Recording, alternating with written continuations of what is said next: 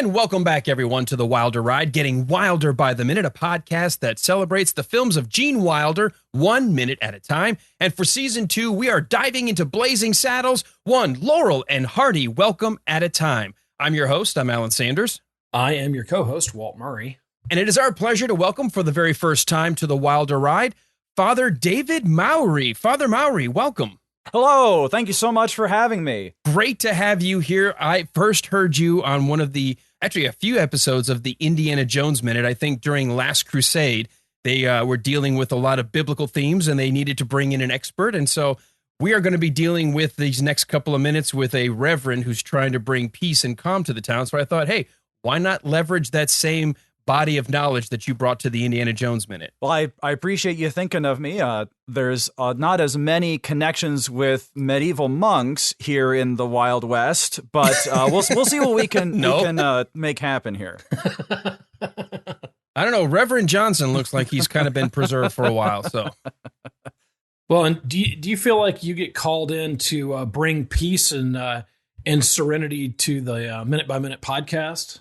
Well, I've only served as the chaplain for the Movies by Minutes community for a little while now, and there hasn't been any rancor. You expect maybe a little something, maybe possibly between the Star Wars Minute folks and the Star Trek Minute folks, but everyone's very friendly. Everyone's busy collaborating. Maybe had a few calls about exercising some podcast mics or to just work through some personal issues, maybe some hurt feelings from what someone said on a certain episode, and just kind of helping people consider a different point of view. But nothing overly taxing yet.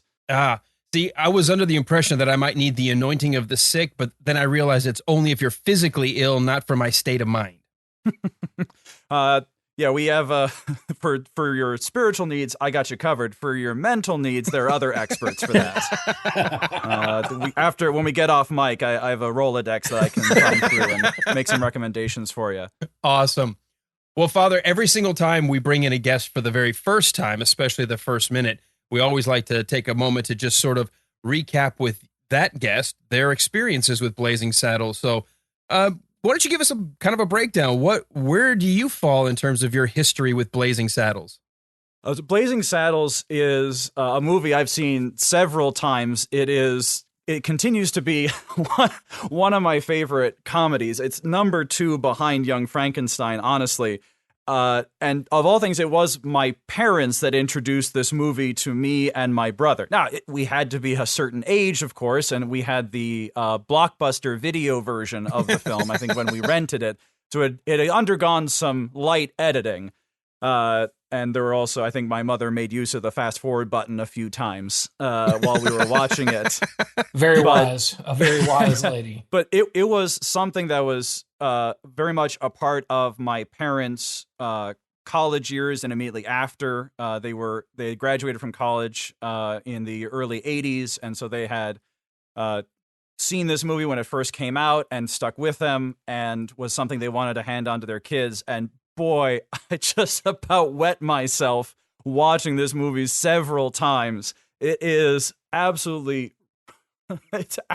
ridiculous what happens in this film. And all of the social commentary I've only grown to appreciate over the years. When I watched it as a kid, it was just a goofy movie. But now, as an adult, I go back and I appreciate the comedy on a whole new level because of all the jokes it makes at the expense of racism, at the expense of all these systemic problems in society. That's perfect bridge to the question I was going to ask next, and you've already started to answer it, was, did you understand the underlying meaning of the satire of this film? Because one of the reasons Walt and I chose to do this as our second installment for The Wilder Ride was we live in a culture right now that is so easily triggered by a word without understanding why that word might be used for a greater or bigger intention.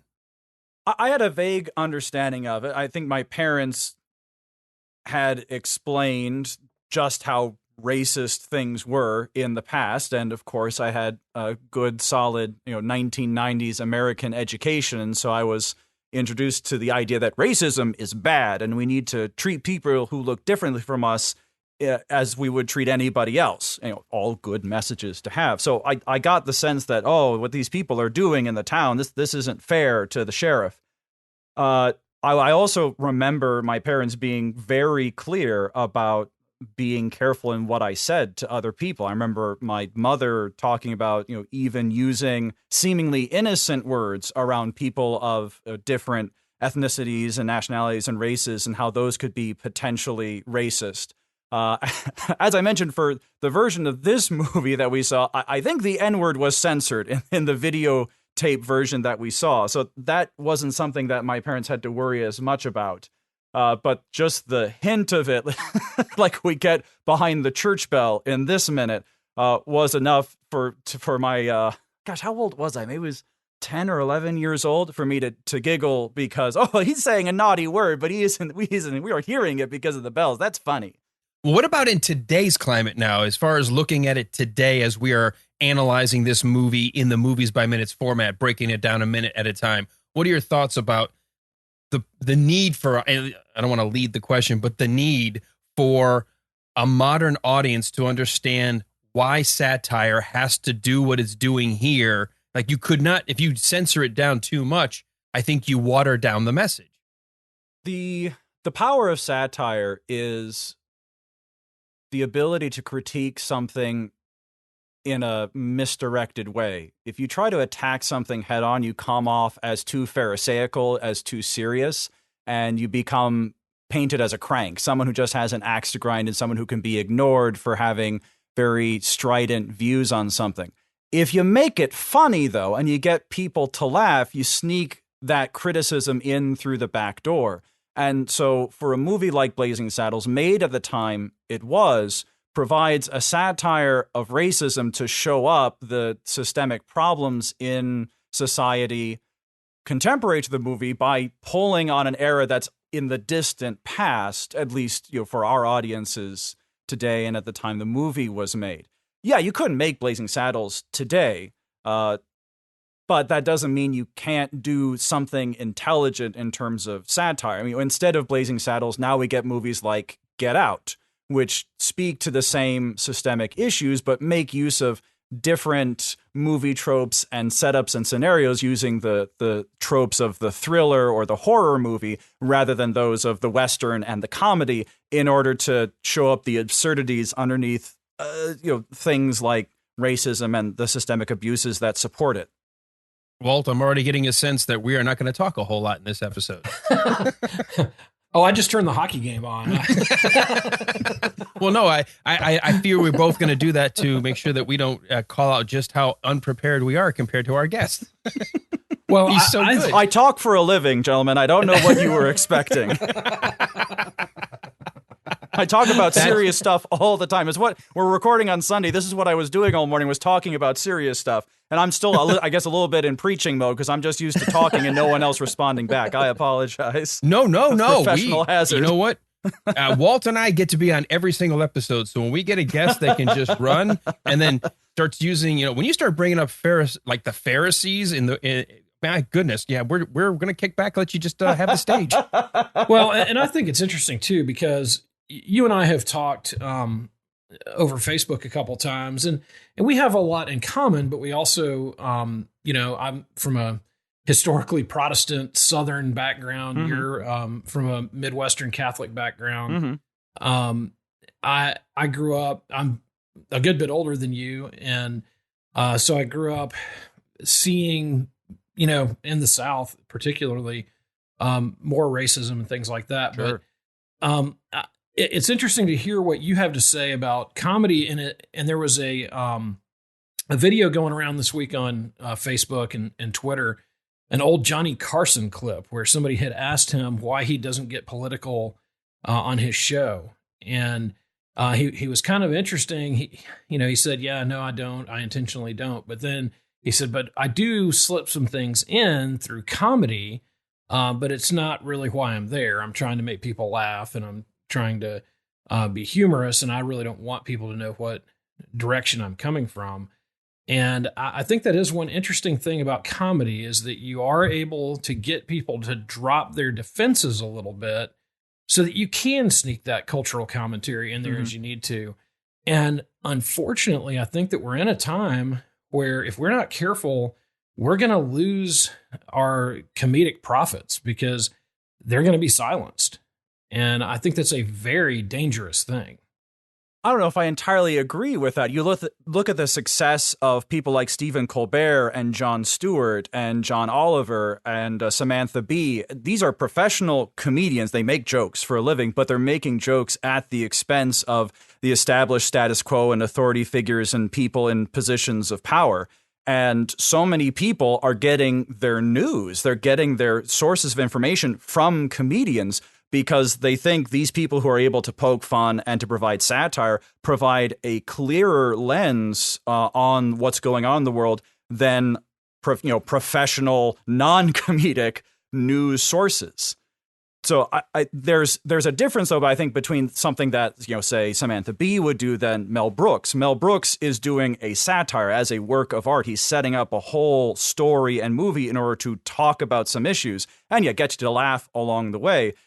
Samantha Bee and comedians like her seem to be doing more mockery, just kind of directly naming the absurdities rather than pulling off the trick of satire. So comedy continues to be used today, and I don't think we're in any danger of comedic satire of political and social issues going away anytime soon. Well, let's hope not, because Mel Brooks actually did put out an article not that long ago. It was ironic with, I guess, probably with the 45th anniversary of Blazing Saddles that we just passed, and a lot of people looking back, that's he said that hyper political correctness can be the end of comedy if we aren't careful. Mm-hmm.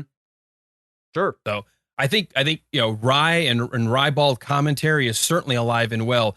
I worry about the art medium of the comedy or the comedic storytelling of being able to carry an audience for an hour through social commentary rather than the short little bits we see on TV. And unfortunately, I think part of our current culture is we have a very short attention span. Yeah, I can agree with that.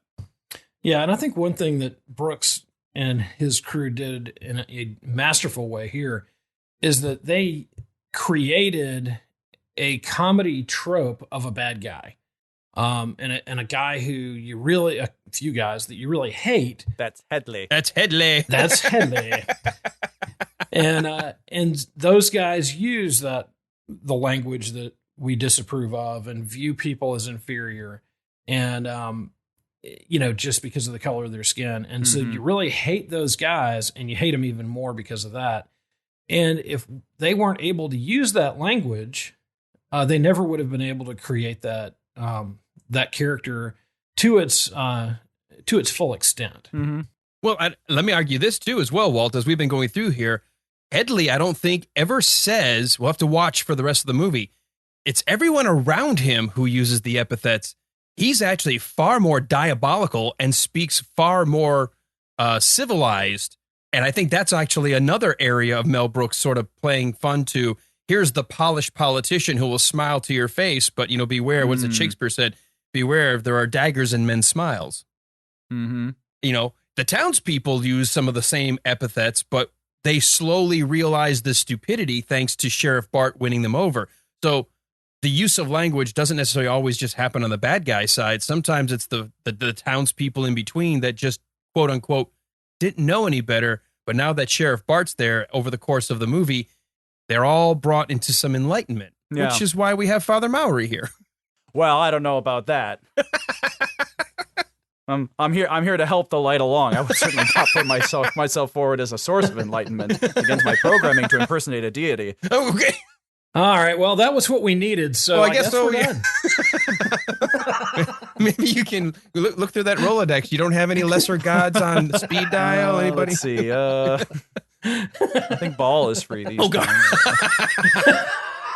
All right, well, let's go ahead then and dive into the minute here itself. We are midway through the week. It's Wednesday, hump day, Igor's favorite day of the week. And we are continuing where we left off yesterday, where Sheriff Bart is making his entry to the town. He's on his way. We've got Gabby Johnson up on one of the rooftops trying to figure out where he's coming and if he's coming. And you got everybody out there getting ready to receive the sheriff when he does arrive. So let's go ahead and set the table. This minute actually does start off right with Gabby on the roof pointing his telescope, and it's going to end with the welcome sign suddenly rolling up. So let's dive into this, guys. First thing first, Walt, I have to fix what I was saying earlier this week. I now know where Gabby Johnson is, and he is exactly positioned where he needs to be to see the sheriff. I was talking about it looked weird that he was posed, but when we get a long shot here a few seconds in, we're going to see that as the sheriff cuts the corner, and we're going to jump around a little bit in this minute, but as he cuts the corner, we see Gabby Johnson on the roof line just over the sheriff, and he actually is looking still through his telescope down on Sheriff Bart. Yeah. Oh, sure enough, there he is. Yep. And I had, until we did this minute by minute, had never realized where Gabby Johnson was. Yeah, so wait, okay, I see him now. Okay, I got you. So he's down at the end of the street. Yeah, and he's falling in with a telescope. Yeah. I got you. Yeah, that's right. And remember when I said it looked like he was staring at the side of a building? Well, there's the building, but obviously it's set back just a little bit from where his perch is on the roof. And since the sheriff is going to be coming in and making that 90-degree turn to come down Main Street, Gabby Johnson is exactly where he needs to be. So I was wrong. Mark the tape and send it to my wife. All right, please hold up a picture of today's newspaper as you say that, Alan. Proof of life here. I'm still here. Mm-hmm. So basically what we can take from that is episode 27 will be deleted from The Wilder Ride. No, I will. Be a Patreon I exclusive. have no problem. A Patreon. Step right up, ladies and gentlemen. Here, Alan, make a mistake. It's rare. It's not happening very often, but when it does, boy, do we capitalize.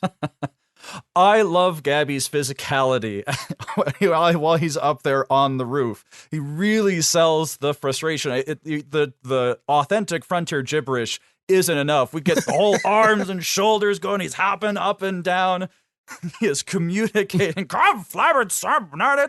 Well, and the funny thing is, in any other place, this guy would be the town lunatic. For him, they've now let him speak at a town hall meeting, I guess. Well, church service. And or a church service. Yeah, that's right.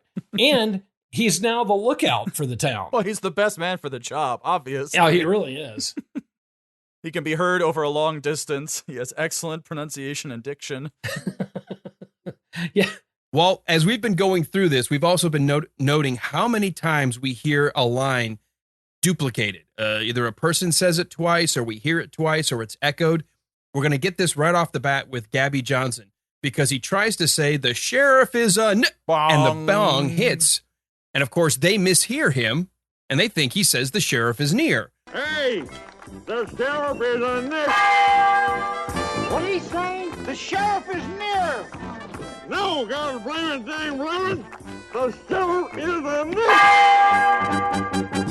So he gets all upset, as Father Mowry said, turning into Yosemite Sam up there, stamping and hollering. And he's like, and I had to go through this about 15 times. I believe the exact line is, no dang gall blang a dang a blam it. I said the sheriff is, and because he took so much time with all the gall dang blang a dang a bang it, he gets another bong to interrupt the word one more time. And absolutely perfect timing. So he repeats himself twice, and we're going to get Higgins in a second. For his second time, we already heard him go through the speech earlier this week practicing. Oh, wow. He's going to give it again. So another repetition throughout this comedy, Father. We found so many echoes of the exact same line multiple times. Now, did Mel Brooks write the script for Blazing Saddles? There were actually 5 people credited with writing the script. Andrew Bergman actually came up with the initial first script, and he called it Tex X. And when it was approached to Mel Brooks, he told one of the producers saying, I don't really do other people's work. Now, he said in some of his behind the scenes, he hadn't really been paid recently and was sort of scrounging around. And the guy goes, well, we'll give you $100,000. He's like, you know what? I think I could do somebody else's script. But they decided to get in the writing room. And one of the first things he did is he brought Richard Pryor in. He said he knew he needed to have a black voice. And who better than the rising comedic star of Richard Pryor at the time? Brought him in and brought 2 other writers in. So there were 5 total individuals that actually crafted the script that we now have as Blazing Saddles. Well, the double up must have been a very favored tactic in the writer's room if it's sprinkled throughout the script like this. I'm just wondering if there's one particular person whose influence is behind that.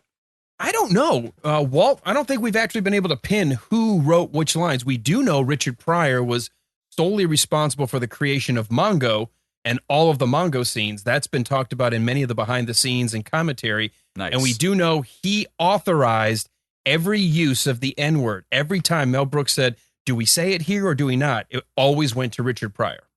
Well, a lot of the other writing, from what I've seen and read, is that was done kind of argumentatively, that somebody would have an idea and they'd almost fight it out in the writer's room to determine what was going to be said. Could it be any other way when Mel Brooks is involved? No. Utter bedlam. No. Utter and complete bedlam. And but one of the things I was thinking about this movie, and a theory on the repetition for me, is that I think they knew that they were kind of machine gunning us with jokes at times. And it's almost like they give us an opportunity to hear it a second time so that we can digest it fully. You know, I think I agree with that. That's I hadn't fair. really, fleshed it out enough in my head. And I bring it up again because I noticed reviewing these minutes, I'm like, he says it twice. Higgins is getting ready to say his Laurel and Hardy twice. We get this constant. And I think you're right. I think these jokes come so fast and so quickly. It's double. Hey, I used the same word There twice. you go, Mel Need a Brooks. thesaurus. Thanks. The infection has spread. Oh, no. These jokes come so fast. I mean, they come so fast. The that- jokes How seem to fast come are they? fast. They do. You're right. I do believe maybe the technique is to have that sort of echoing of the line just in case we may have missed it the first time, so we don't miss what's happening. Well, and it was at a time when, and we've said this before, you couldn't go home and watch it on video. You couldn't rewind. It was just in the theaters, then it was gone, and you had to wait until hopefully it got re-released. So that really would be a good technique for them. I think the other thing that works with it, though, is that the repetition sometimes is funnier than just the one-line joke. Oh, absolutely. To this day, my brother and I still crack each other up quoting Gabby's line here. I mean, with the bell toll in the background. In fact, when I was talking to him the other day, mentioning that I was going to be on the show, this was the first thing he said. Oh, the sheriff is a nippon. And it's been at least 15 years since we've seen this movie in the same room at the same time. But this joke is the one that we took with us. It's the one thing that we have continued to quote to each other over the years. And I think the repetition helped cement it in our brains. I think you're right as well. We're going to have someone joining us several weeks from now who was a morning co-host with me on a radio show for a while. And we shared this. We both learned this was one of our favorite movies as well, having not known each other until she came to work at the radio. And every time we had to interview our local sheriff, we both would look out the window and spontaneously say, hey, the sheriff is near. And it's just something we always said because we just would always quote this movie.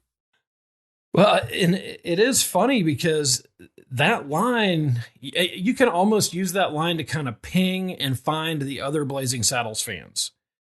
Because if you say it's that the deck line, officer of Blazing Saddles. it is. And it's like other people immediately go, oh, yeah, Blazing Saddles. And like they're in with you. Mhm. So it's a great line for that. And of course, it fits Gabby perfectly because you can't understand him. And then you all of a sudden have the bell over the top of it, really making sure you can't understand him.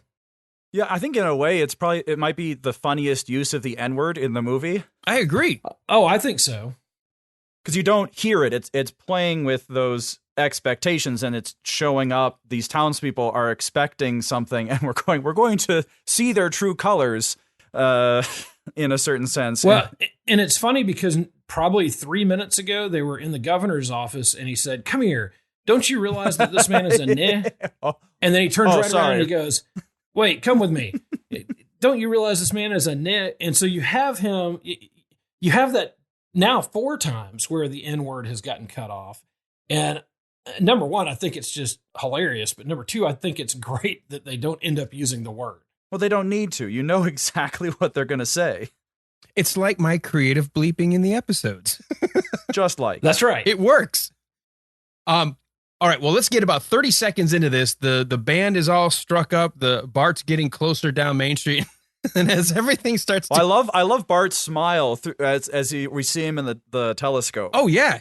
Get this big old grin as he's approaching the town. He is super stoked for this job. Well, I mean, he dodged the hangman's noose, and he's about to be the sheriff of Rockridge. That's a field promotion. Boy, that's a Absolutely. big promotion. And I think he feels like he's going to be welcomed into the town as well. Well, he's hearing the band play, the church bells ringing, he hears all the cheers. Yeah, and he's, I don't know if it's naivete or whatever. And he even comes in riding proud and, looking around with a very, kind of victorious smile at first. Yeah. I don't know. Naive is the word I would use to describe Bart. Bart always struck me as a Bugs Bunny type of guy. He knows exactly what's happening, but he's going to make the most of it and make everyone else around him look like a nincompoop. That's a good point. No, I would agree. I agree with the father on this one. Walt, you're wrong. I'm going to hold my ground. Here I stand. I will die on this hill. Because he keeps up the smile as Bart knows how to read a room. He can see all these people are absolutely gobsmacked as he's coming down the street. But he knows that the law is on his side. Yeah. What I was going to say is, as we get to those looks, the band, I mean, to me, it's still a funny, audible. It's like there's so many layers of kind of jokes they're throwing here. And you've got these, guys that had just escaped from the Music Man. And you hear that one lone last note.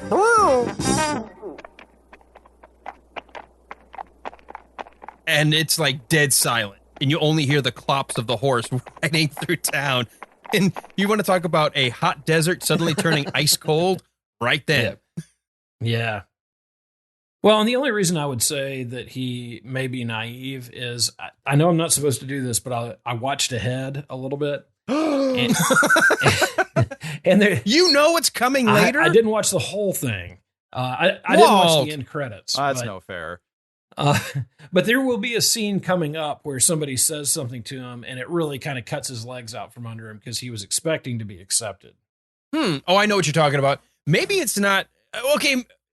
I don't know if I want to go naive, but maybe allowed himself to be more positive about his expectations than what actually the town was ready to give him. Kind of overly optimistic, maybe.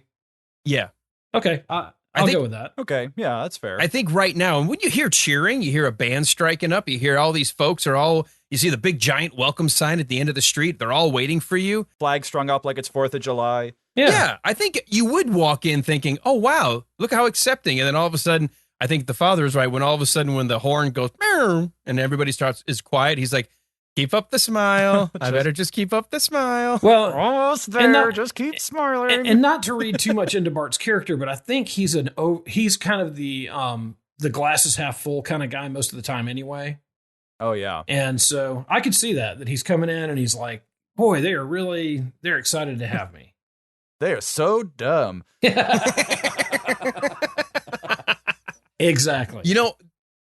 Camera-wise, I'm going to tell every now and then, because of my background, I like to point some of these things out.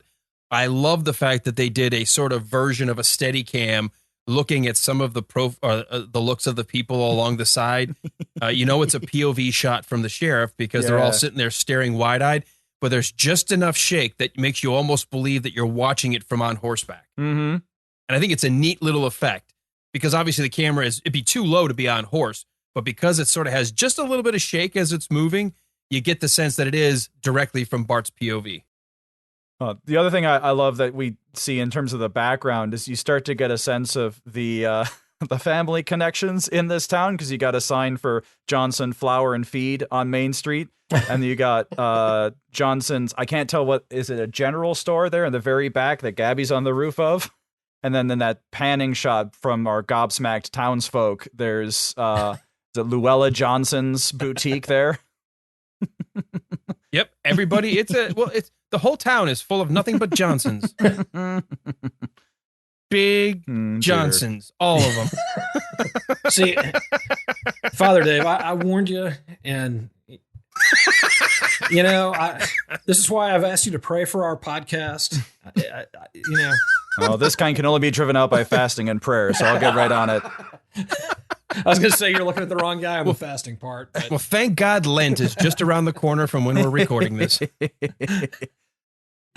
Walt, I've got 40 days and 40 nights of giving up everything I love, so I won't be able to talk to you. Real moments of friendship and vulnerability on the Wilder ride. This is what I came here for. That's a first and last, Dave. You brought it out in this. Although, apparently, okay, now talk about a sideways run here. I grew up, first of all, I grew up Catholic, so I have all these rules in my head that somehow either got changed or softened over time. Because I know there are people when I was growing up that are doing time in Hades on a meat wrap for having eaten meat on Fridays, and now we only do that during Lent. The practice of abstaining from meat on Fridays was connected with the idea of just doing penance on Friday in remembrance of Jesus's death on Good Friday. The bishops of the church maintained the teaching that we should do some form of penance on Friday, and abstaining from meat is a very good penance, but if you don't do that, you should do something else.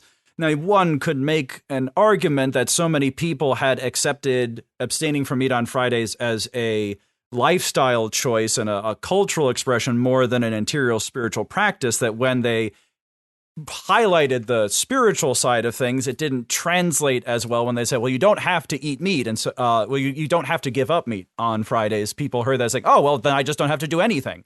It's not, that wasn't the point. You missed the forest for the trees. You gotta love humanity, don't you? Oh boy. What's that? An easier way? I'm there. I am a buffet style of Catholic. I kind of like this piece and I like this piece, but I'm not taking that piece. Yeah, well, there's always been those types. Well, and the reason I bring up the whole meat thing on Friday is because I was only introduced to this about 4 or 5 years ago, because being raised by a good Catholic mom who went to Catholic school herself, she actually hoped that I was going to, as the firstborn son, I was supposed to join the priesthood, much to her chagrin. Shut up, Walt. Shut up. You know, I'm trying to be serious here for our guest, all right? But I found out that during Lent, Sunday is a day off of giving up whatever you gave up. I'm like, what? So when did that happen? I found out about that when I was in seminary. I had a very observant Irish Catholic mother who taught me how to practice Lent. So when I came home from seminary and said, oh, well, yeah, Sunday, it's a day of feasting because on Sundays we celebrate the resurrection of Christ from the dead on Easter Sunday. And so you can't fast when the bridegroom is here. And my mom looked at me and says, that seminary is turning you into a wimp. See? Our moms we're two sisters from a different mister. I mean, come on. Well, did you take any satisfaction in going, but Mom, I'm a priest. I know these things. Realize this is how it works. Walt, I don't know if you've ever had a Catholic mother in your life, but the one thing you can't say to a Catholic mother is that she is wrong. No. No, especially as it comes to things about Jesus. You can't do that. Yeah, I had a Presbyterian mom. They're all the same. There you go. So it's just like that. Wow. Well, anyway, I don't know where I went with that. So I guess, now I remember. So because we can now go back to feasting on Sundays, even during Lent, I guess we can keep our Sunday recordings. There you go. That's right. Since this is something I love and I don't want to have to give it up. It's a day of rest after all. And this is renewing and rejuvenating, at least for me anyway. I don't know about you two. Yeah. You got to hear each other every time. You don't have to worry about all the work of like editing, putting it all together. But you don't do that on Sundays. Oh yeah, you did one earlier today. Yeah, I did one already. But the thing for me is I don't laugh this much the rest of the week. So this is a real good way for me to observe the day of rest. Good. I like it. All right. Speaking of rest, then, getting back to our movie minute here, just as Higgins here, we've got Howard Johnson giving the speech of a Laurel and Hardy welcome. As chairman of the welcoming committee, it is my privilege to extend a Laurel and Hardy handshake to our new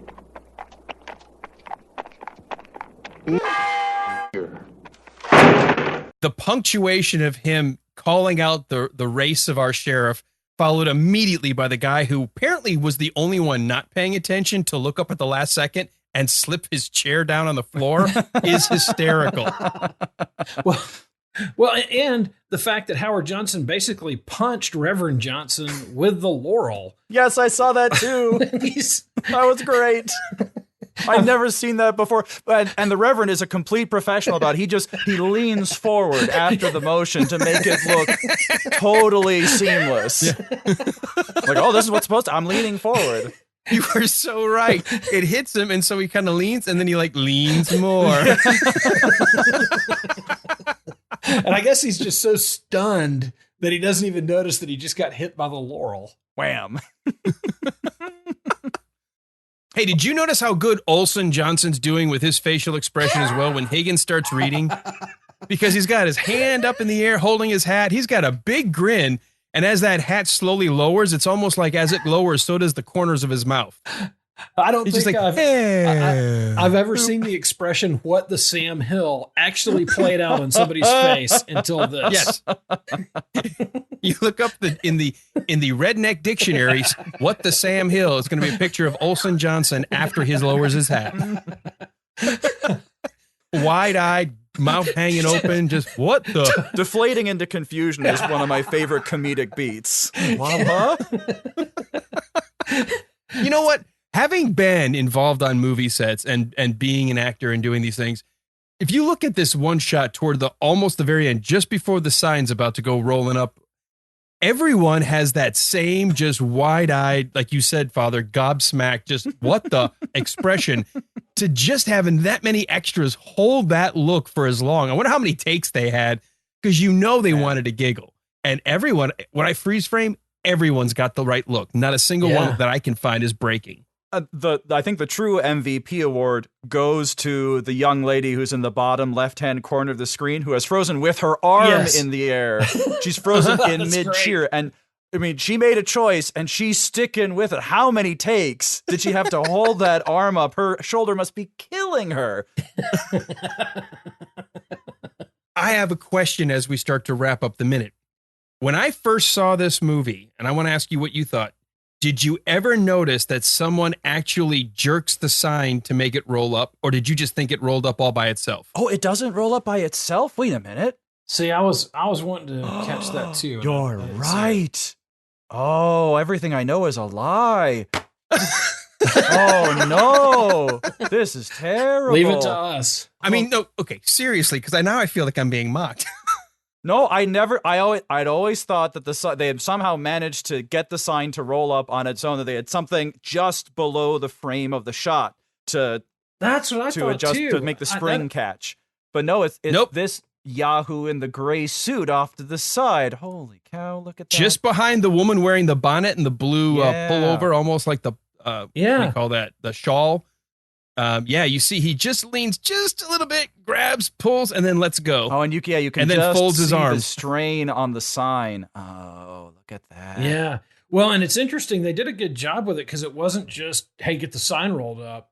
He did that, and then he very emphatically crossed his arms and kind of gave a look of disgust. Oh, that's interesting. So maybe, they could have gone a different direction with that shot and maybe even just done a close-up on him. He's making an intentional character choice because that arm cross is very intentional. It really is. And I did not notice this until just a couple of years ago. I had somehow, for the hundreds of times watching it, and when you think about, because we don't slow things down, but I somehow caught it one time, all of our attention is almost center screen. So we don't look to that little edge to see the man pull the hand. And all of a sudden, when the sign moves, it just looks to us like the sign automatically reacted just like the crowd did. Yeah. But you actually do see for just a brief second, there's a bit of a fold on the far edge. And you realize he is the one who has been responsible for hugging it down. The woman in front of him is sort of acting as a shield so we don't see it. And then he pops it and it rolls up on its own. Oh, wow. Now, if I were Mel Brooks, and I know, obviously it must have worked because I watched this how many times, and I said, like, I didn't pick it up until a couple of years ago, and you guys, you're picking up on it now, but I would have had the guy holding it down before we went to this shot, and then all he had to do was let go. Still, it works pretty well for the effect because the last thing that we have is even the sign wants to roll itself up at the approach of the new sheriff. Oh, it's oh boy, it's a great comedic beat. Well, and I got to be honest, with all the times I've seen it, I thought it just rolled up on its own. So that's really interesting to see him do that. Once you see it, though, and I hate doing this to our audience now, once you've seen it, you can never unsee it. No, but, I mean, that's what we're here for, right? Ruin the movie. The Wilder Ride, the death of innocence. And we have our new tagline, ladies and gentlemen. The Wilder Ride, Father, the death of innocence. for accurately nailing us. Today's tagline brought to you by Father Mowry. Father Mowry, who really cares? Sent on behalf of Movie by Minute to straighten us out. All right.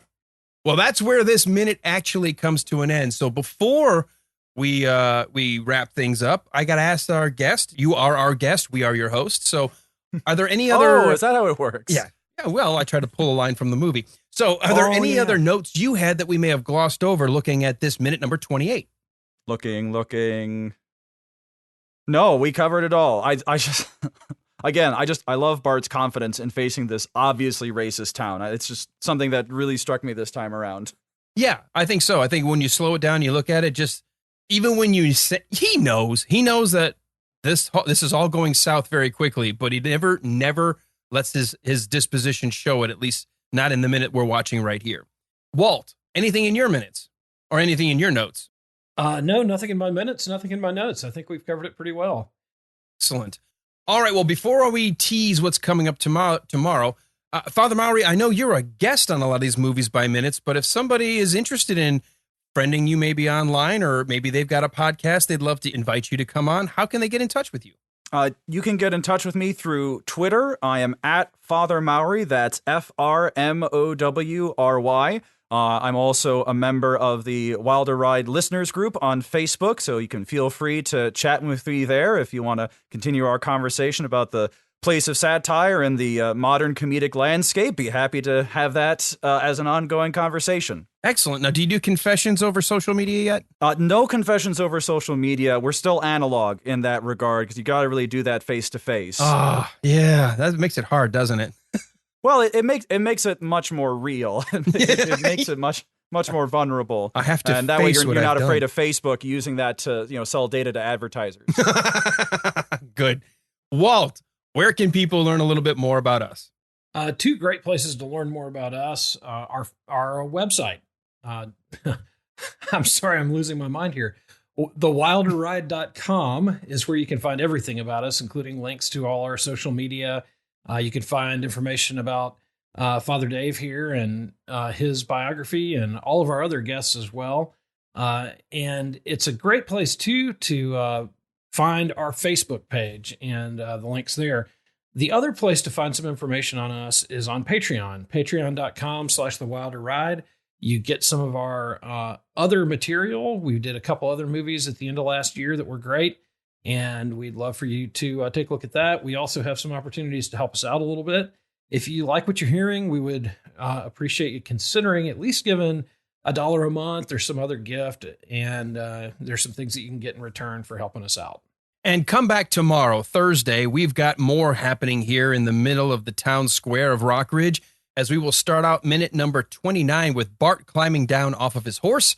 And we're going to end the minute with Son, you're on your own. So to find out what's going on tomorrow, you need to come back tomorrow for this, The Wilder Ride. The sheriff is a... Bong. No gall blamming dang a bammit. I said. It's a cross between Yosemite Sam and Foghorn Langhorn. I said, boy. I guess I should have mentioned all the hats. Oh, no, we're done. Mayday, bail, everybody quit. Save it.